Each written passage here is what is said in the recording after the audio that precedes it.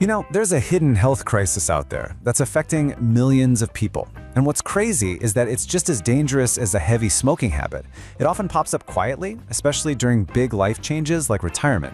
We're talking about loneliness. And in this explainer, we're going to dig into not just the problem, but the powerful human solutions for it. To really get a sense of how serious this is, let's just start with a number: 15. The US Surgeon General has warned that being chronically lonely can be as bad for your health as smoking 15 cigarettes a day. I mean, that is a wild comparison, and it's backed up by some really serious science. And when you actually put the risks side by side, it's pretty shocking. People who are lonely have a 45% higher chance of dying sooner, a 32% higher chance of having a stroke, and, get this, a 60% higher chance of developing dementia.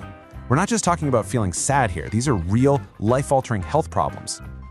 So this is exactly why we have to completely reframe how we think about this. This isn't just a feeling or an emotional state, it's a full-blown public health crisis.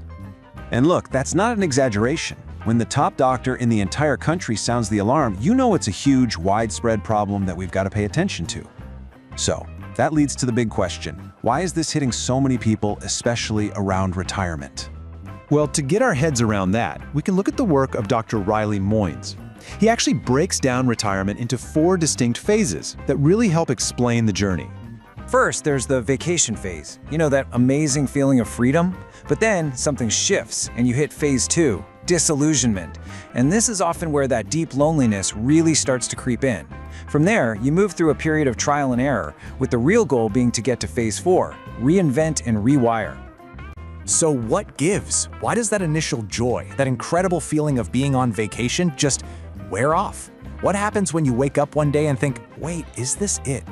It comes down to what Dr. Moynes calls the 5 unavoidable losses. First, your daily routine. It's just gone. Then, your identity, which for so many of us is tied to our job, it vanishes.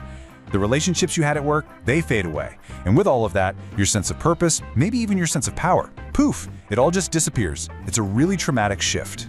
But listen, that's not where the story ends, not even close. Let's look at a story of some real courage and see how one person fought her way back to connection. This is Lana's journey. So Lana had moved and she was committed to building a new social life. She even signed up for a dinner with a meetup group. But right before she was supposed to walk out the door, a panic attack just hit her like a ton of bricks. All these doubts and fears just flooded her mind. It's such a raw, vulnerable moment. And in that moment of pure fear, her daughter gave her this simple but incredibly powerful push. Just go.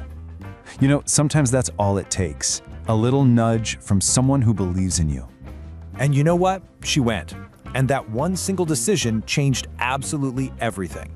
That night, she met the woman who would become her best friend. Taking that one terrifying, deeply uncomfortable step, it completely transformed her entire life. Lana's story is just, it's perfect, right? It shows us that connection is totally possible, but it takes some real determination.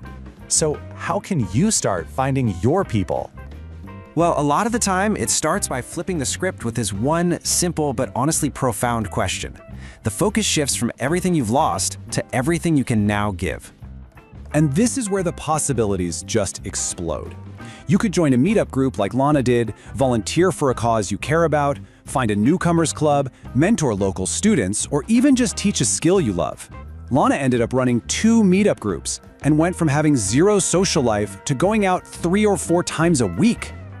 And get this, it doesn't have to be some stuffy, formal thing.